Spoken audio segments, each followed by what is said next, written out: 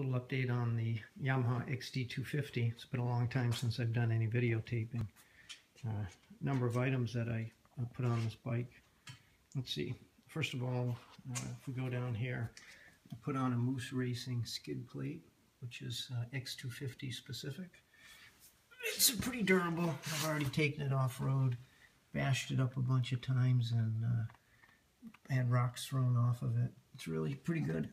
I'm about due to change the oil. It's got a decent access port to get to the oil. So I'm happy with it. That was about $110. The next item that I put on the bike are a set of Barkbuster Egos. Alright, let's see if we can get a good view of that. And it's got a nice aluminum alloy mounting arrangement and backing that wraps all the way around and plugs in here. Relatively easy to install. It took me a couple of hours. This clutch size is a little tight. I get a little bit of rub, but it's not interfering with the clutch itself. It's loose enough that I have play, but it does touch. I would have liked to have seen another 1/8 or 1/4 of an inch there.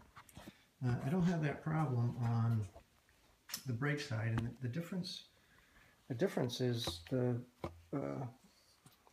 brake lever itself is different from the clutch lever. All right, so those are two items. Let's see. Next, I'll go to a rack system. Again, this is a Moose rack system.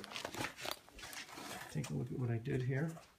This was, oh my goodness, probably about 35 minutes to install. A little bit longer. Let's say an hour. And the reason is I had to take the seat off to actually get to the mounting and a couple of the plastic fairings. So yeah, it was an hour to mount it.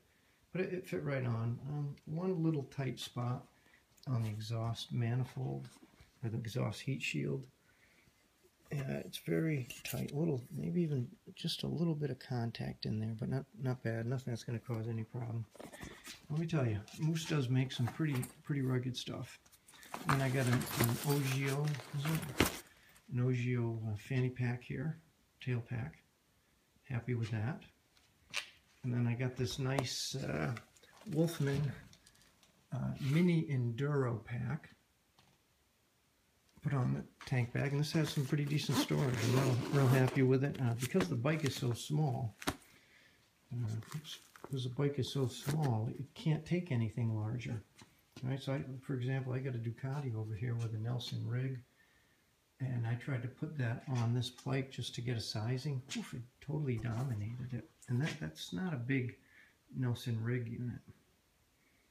Then the most recent thing I did was I bought an Akron waterproof case, and inside there I've got a Garmin 2579 LMT GPS, and to power that I picked up a combination USB, if I can get this off, it's a waterproof USB dual charger and a 12 volt auto charger. Mounted those on, and I routed all the cabling down with the existing cabling and tucked it nice and comfortably right in this area.